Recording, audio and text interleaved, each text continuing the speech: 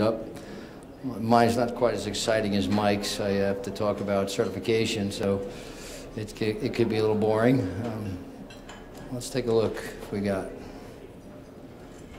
Well, the whole idea of certification actually came to fruition about 6 or 8 months ago at one of the AMCP meetings, doing surveys and talking to customers. I was involved with Specialty Pharma Journal. I had launched that as part of my comeback of my career. Some of you may know me from my education days back in Pharmacy Power Pack. But there seemed to be one common denominator, one thread that went through every specialty pharmacy that we spoke to. And that was they wanted to educate their pharmacists. They wanted to find a way to validate just how much knowledge they had and to validate their positions. And that was a common thread. And whether I talked to Walgreens or CVS or Diplomat or ESI Medco and other companies, they were all trying and struggling to be able to develop clinical as well as business programs to train their pharmacists, as well as their technicians and other folks. So that was the ideology of it, and that was the background of it. So tonight, we're going to touch on certification, just talk about some of the best practices that we're employing for it. We'll talk about what certification is going to mean to the industry, how to leverage it, how to use it to your advantage, regardless of what kind of a stakeholder you are, whether you're a pharmacist, whether you're in a pharmacy organization, a payer, whether you're a PBM, or of course the patient, and that's the ultimate goal. So we'll talk about that real quickly. So certification, it's not just about taking an examination. There's a whole process done here. There are national companies, the Institute for Credentialing Excellence actually is a parent organization to a certification accreditation body called the NCCA, National Commission for Certification Agencies. So they accredit certification programs, unlike your act, Terry, that might accredit organizations to do things. They accredit the certification. So we have a blueprint that we are following to be able to become an accredited certification program. That process takes about 2 years to do. So we're on board to do that. Our primary focus is to develop the examination component of it. So whereas an association, and we will work very closely with all associations, we've got dialogue already started with associations as well as other organizations, as well as corporations that want to be able to understand what will be the testing criteria to certify a pharmacist. So we have created a board that we've just recently put together. In fact, I see a couple of board members here tonight in the crowd. Gary Rice from Diplomat I saw recently here, and Ray Tancredi from Walgreens, and Nick Calla. A few other folks here, but Gary, great to have you guys. Thank you very much, and I really appreciate everybody's support that they've given in order to get this credential moved as far along as it has. The credential, again, unlike a certificate program, it's something that is, it only lasts for a certain time. We're going to come back every 2 or 3 years. We're going to recertify pharmacists. They're going to have to continually go through a cycle program to get reaccredited, to get recertified, excuse me. So we've created our governance board. We've got now our examination committee in place. We've hired a certification consultant out of Charlotte who has done over 30 accreditations in the medical and healthcare field. And we've just finished vetting out some national companies that actually do these job task analysis and enrolled delineation studies. We actually signed the deal with them on Friday, and we're commencing that, actually kicking that off tomorrow here with a group of subject matter experts that are made up from all the different stakeholders of the industry. So thank you all for supporting that. This role delineation study, this is a process, and it's about a 6-month process that we go through. And again, we bring subject matter experts in here that are in practice, they're in academia, they're key opinion leaders that are doing investigational work with compounds now. So it really is a who's who of folks put together. And then as if that wasn't a strong enough body of scientific evidence, we have these experts in psychometricians and psychometrics that put together the process and procedures in order for us to go and get these certifications accredited. As far as our timeline, for once, I'm right on target with our timeline. Well, we had put this back together back in April. And we're actually to the day. We wanted to get this role delineation started and vet out a company in September and Labor Day, and we made that decision, and we're right here today, here in the beginning of October, and kicking it off. We expect that the first sitting for the credential will be sometime around April of this spring.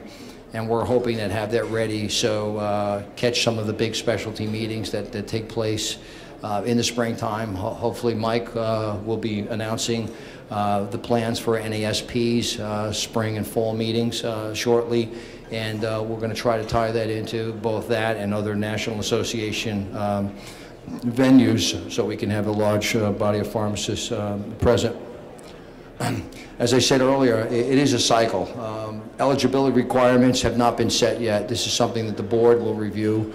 We're putting together from subject matter experts exactly how long should somebody have to be licensed as a pharmacist, how much practice should they have to have, how much continuing education should they have, and what kind of continuing education. Should there be certain courses? What's the balance between business courses and clinical courses, and empathy and compassion, as Mike said. So there's a lot of factors that go into workflow, that go into things that are just not cognitive type of skills. And of course, passing the CSP examination will be the final qualification for that. Same thing for recertification. We'll set some standards for codes of conduct that need to be adhered to. Of course, licensure will be one of them. We'll also have some criteria for continuing education, particularly with specialty courses.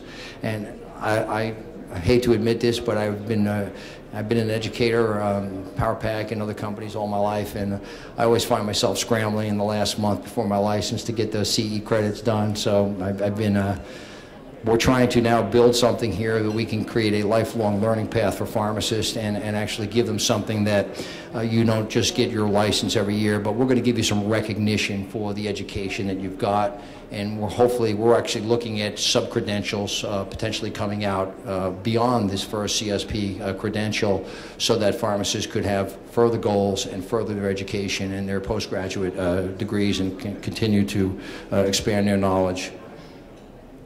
So who benefits? Of course, the pharmacists benefit and the providers. A recent industry survey, an independent survey to employers, said that they like the fact that certification boards are independent validation mechanisms to test their employees. They found a huge increase in productivity with their employees that are certified, as well as quality of work is improved. So there's going to be a benefit to it. And the ultimate benefit needs really to go to the patient. And hopefully this will translate at some point to better outcomes, mostly clinical, but also economic, and better patient care as we move down. As Mike mentioned, the pipeline is so robust with all kinds of technology products and drug delivery systems.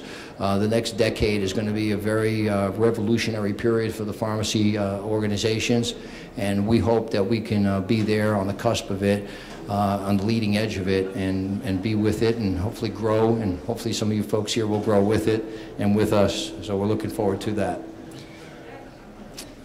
So, validate experience and their expertise, provide recognition for the pharmacists, an advantage in a competitive job market. We've heard already clearly from organizations, their human resource departments are looking at how to leverage this. We've heard from payers that they're going to continually look at this and see if the people that they're contracting with have certified pharmacists with them. We've heard from manufacturers as well that they're going to look to see if, before they give out limited distribution or exclusive distribution drugs, if those pharmacists are certified. So I think there's a lot of good buzz about this, and this will definitely provide a pathway for us to be able to create the learning body and become the standard bearer for certifying a specialty pharmacist. So we don't know what the future is going to hold or how quickly things will develop, but if you look back 7 to 10 years ago, some of the compounds that we have now and the increase on it has been absolutely amazing. And may even create some job advancement opportunities for us. Maybe we get a little pay raise, that won't hurt. And who's creating the certification board? I think I mentioned it earlier. We have a really fine group that we're putting together of industry experts and specialty pharmacists. We're working with some organizations to make sure that we have a balanced board. We have a nurse position, we have a physician position, we have somebody from the public as well to make sure that we're protecting the public interest all along with this. We have 8 pharmacists representing 8 different pharmacy organizations that probably fill probably 75% of these specialty prescriptions in the country. So I think we've got some really good people out there. And as I mentioned earlier, we have some of the psychometricians and certification folks on there as well, so that we can follow all best practices. So establish some new standards, and we want to have clarity about those standards. So we're going to share those standards with all organizations so that they can have parity in being able to educate the pharmacists in their particular channels. It does make it a little bit of a challenge in this particular area because there's so many therapeutic categories and there's so many different practice sites. So when the psychometricians come in and they've created this grid, which is many pages, more than I would like to be dealing with right now. It's fun, but I'm glad there's psychometricians because it's a lot of information out there, and we're going to slice and dice it up, and then we're going to put it back in a form that everybody's going to be able to digest it and be able to study for it and understand what those standards are. It'll build credibility for pharmacists and for other folks that do take that, and again, they can be recognized for that. And it does encourage it. There's some data out there that shows that there's over a 40% increase in professional development programs when there is a credential involved versus when they're not. So for your organizations and yourself, it's nice to be able to have a goal and be able to educate yourself and be able to be rewarded for that. I think it'll also help other pharmacy disciplines and even the public really get a better understanding of what specialty pharmacy is. Unfortunately, specialty pharmacy has got a little bit of a stigma about the pricing of medications, and all too often the public and other healthcare professionals don't realize just what cost savings these drugs actually bring, with reduction in hospitalizations, with reduction of lost time and from work, increased productivity, quality of life, and in many cases, life itself. So thankful for all these pharmaceutical companies doing wonderful research and creating these compounds for us. Hopefully we'll be able to help express what the value is for specialty pharmacy and make people realize it's an investment, not just a spend. And we'd like to see that change in mentality. And of course, we want to keep everybody safe out there. So we think that some of the things that we'll work together with, and we hope to work with some accreditation bodies as well, so that they can accredit an organization. We can certify the individuals that work within those organizations, and hopefully that will lead to better patient care, and better safety, and better outcomes. So how can everybody contribute? I'll pass the basket around. No, just kidding. Board nominations. By the way, and just about the corporation, it is a 501c6 not-for-profit organization. It is a non-member organization, so there are no owners of this. It will be totally board-run, which makes it altruistic a little bit, so something that I feel good about giving back and starting here for the industry, and hopefully in 20 years from now, maybe they'll name an award after me, Steve. And that's it. I don't want to bore you all. I have about 100 slides back in the office, so if anybody has any trouble sleeping any night, just send me a go-to meeting, and I will be glad to take you through 100 slides if you can survive it. And you'll probably wake up in the morning and have a great night's sleep. So thank you all, and thank you very much.